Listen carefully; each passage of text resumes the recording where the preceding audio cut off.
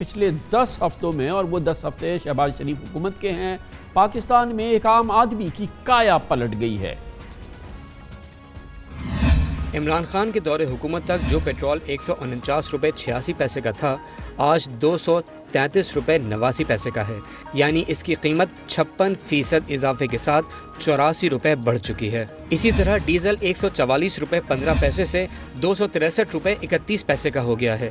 اس کی قیمت میں ہوش ربا 119 روپے یعنی 83% اضافہ ہو چکا ہے۔ اسی کے ساتھ ڈالر کو تو ایسے پر لگے ہیں کہ جو ڈالر عمران خان کی حکومت 182 روپے 92 پیسے پر چھوڑ کر گئی تھی، وہ آج انٹر بینک میں 210 روپے کا ہو گیا، یعنی 2.5 ماہ سے بھی کم عرصے میں ڈالر 27 روپے مہنگا ہو گیا ہے۔